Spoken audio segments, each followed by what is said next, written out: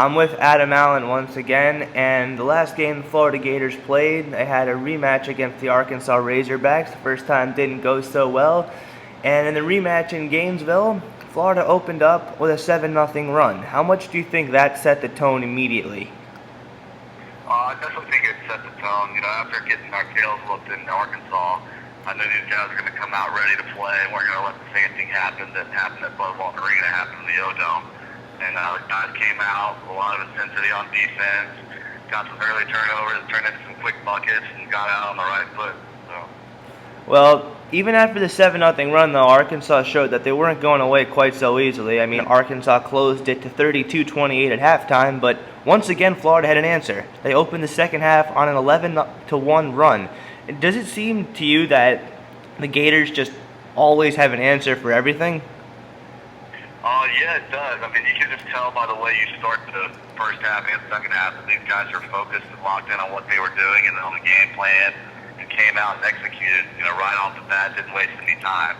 And in the first half, Arkansas stuck around. Marshawn Powell had some good looks, so he stepped up to a couple charges on him, got him in foul trouble, took them out of their rhythm, and they didn't really have an offensive option in the second half they could go to completely working.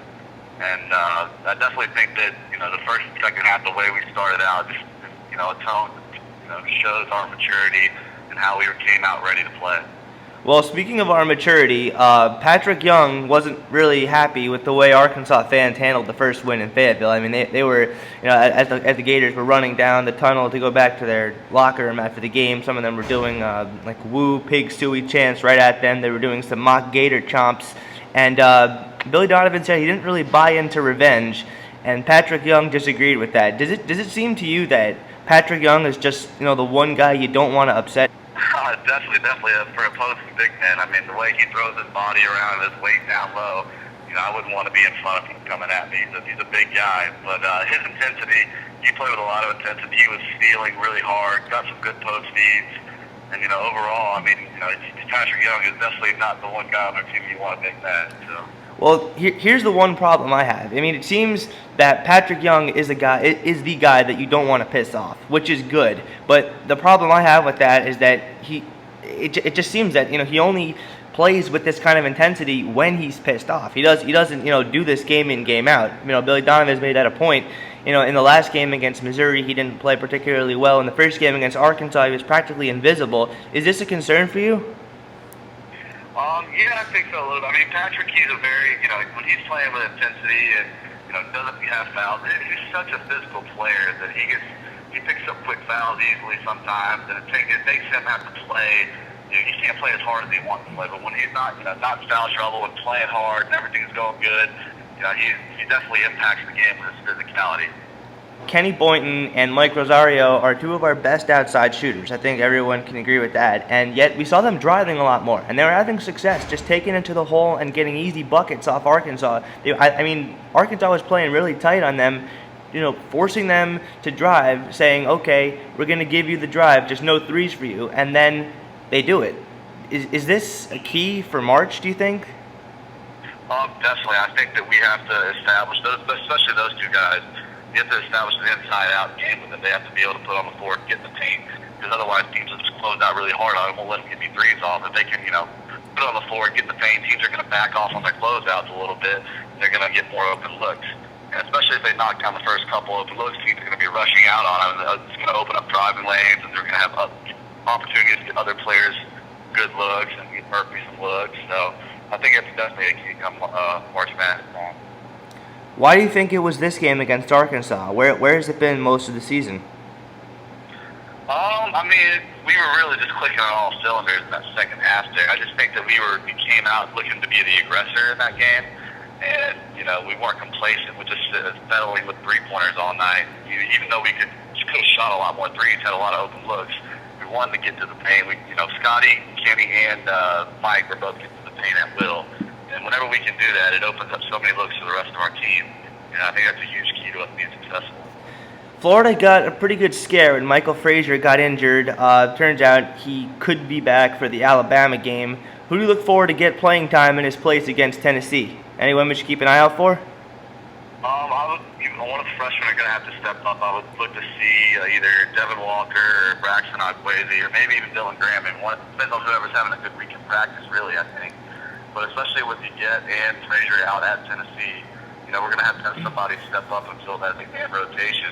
And Tennessee is not going to be an easy game on the road there. That's a tough arena to play in, and especially for a first-time player there, freshman. I can attest to that. I think I airballed my first shot in that gym, and didn't play too many minutes at Tennessee. But hopefully our senior leaders they'll be able to carry us the whole way, and lead the young guys in the direction they should go. And we gotta have somebody else step up though and play those minutes that Frazier and Yeget have been soaking up. So. Right. Well, that kind of leads me to my next question. Tennessee has never been particularly good. I mean, a couple of years ago they made the Elite Eight, but they're not exactly a perennial powerhouse, and yet they seem to have Florida's number. I mean, last year they swept them. In your 4 years as a Gator, they never, and Florida just had trouble beating them. Why do you think that happens? Well, I mean, every time Tennessee plays Florida, it's the biggest game of the year for them. They're going to come out and they're going to be hyped up, ready to go. They're going to be playing with a lot of intensity. They're going to be really physical. And if we go out there and we're not ready to play at Tennessee, they're going to jump all over us. And I don't worry so much about this group of guys going out there not ready to play, as opposed to the teams in the past. But Tennessee, the way they play, and especially in that arena, it's a very hostile environment. It makes players will do things that they wouldn't normally do when they're it takes them out of players' comfort zone. And I think that from the get-go, our guys have to come out ready to play, focus, and ready to handle the adversity, because there is going to be a lot of adversity in that game. Tennessee this year started out really badly, but here they are. They've won 6 straight, and they're getting talk about making the NCAA tournament. Are you worried about this? Definitely. I mean, their guard, Trey Golden, he's been around for a while, and he's a tough kid. And, they really feed off of what he does. You saw, I think the last game he played, he had like 38. I think it was a double overtime game they went into and they won. But he's a really tough guard, and if we let him dictate, the tempo and the game plays, then we're going to have some problems. So Scotty's going to come out and start on him, I'm sure. And if we can contain him, I think that they are going to struggle to score offensively in other part. What do you point to as the key against the Vols? Against the Vols, I just think we need to come out and not let them be the aggressor. Trey Golden's really going to try to get in Scotty on defense and not let us do what we want to do on offense. And especially on the road, we got to make sure we establish our inside game to get get passing touches, try to get Murph down low as well, and not get too free happy like we did against Missouri. Keep driving the ball, getting to the paint, making the unselfish pass, making the extra pass, which is what we've been really good at doing.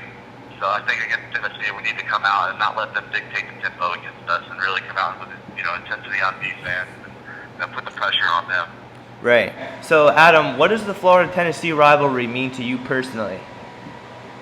Well, Tennessee has always been one of our biggest rivals, and to me personally, I've always had a big out for Tennessee because when we played there my freshman year, at the time I had my hair growing out a little bit, and I tried to tame it down with a little bit of hair gel for that game. I think it was an ESPN game, so I wanted to look good for the camera. And the whole game, their student section was just killing me for my hair gel that I had in my hair. It really got under my skin. I know Calathis had hair gel in his hair too that game. So they really got under my skin and were ragging me the whole game. And ever since then, I've always had it out for Rocky Top and always wanted to beat them as much as I could. Well, how about the song Rocky Top? How much do you hate that? I've hated that song so much. It's such an overplayed tune that I've had to listen to over and over and over again. Especially when you go to Tennessee, they play that song at least 20 times throughout the game, and it's nonstop. And for most of my memories from playing at Tennessee aren't great because I think we might have beat them once in my career there at Tennessee. So we always lose there, and they always get the better of us at Rocky Top. But then we always get it back at home, and we usually handle our business there. So. Well, we don't get them at home this year. We only got one shot at them, and it's on Rocky Top, so we better take care of it this time. Yeah, I'm hoping we can. I'm pretty sure the guys are going to come ready to go, though. Well, so what's your prediction? I say the Gators get out. I feel like it's going to be a close game. I don't think it's going to be a cakewalk by no means. But I say we beat them by 7 or 8 on the road there. Deciding factor in the game? Do what? Deciding factor in the game? Deciding factor. I'm gonna say Casey Pritchard's gonna have a big night. I think that he's gonna be the X factor in this game. He's been playing really well lately. Been playing under control, and he's been doing some good things for us right now while Will's been out.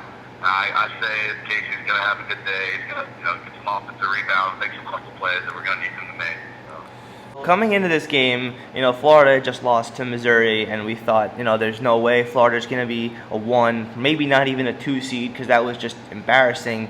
And yet, here they are. Miami has just lost to Wake Forest, who doesn't even have a winning record, and Michigan State has lost twice. Think Florida still has a chance at a 1 seed?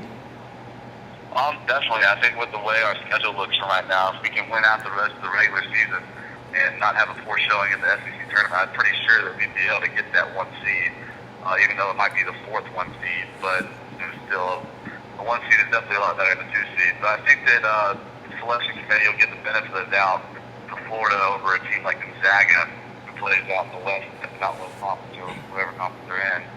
I think that Florida's strength of schedule and just the way they play, I think the selection committee will give them the benefit of the doubt over a team like that. Right. What it may come down to at some point, depending on how it all goes, I think that it's going to come down to Florida versus Miami. Who would you give the nod to, assuming that you're completely impartial? Which team do you think is the better team? I would probably say Florida, just because Miami. I mean, they play a tough schedule as well. But that loss to Wake Forest recently, and I mean they've had a lot of close games that they've just barely snuck out. Right. I think that this will be experience on Florida's team. If I'm the selection committee, I'm going Florida over Miami any day. But right.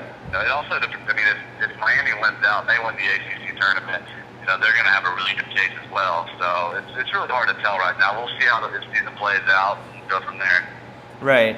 If I were the selection committee and I was picking between them, I would have 3 words: Florida Gulf Coast.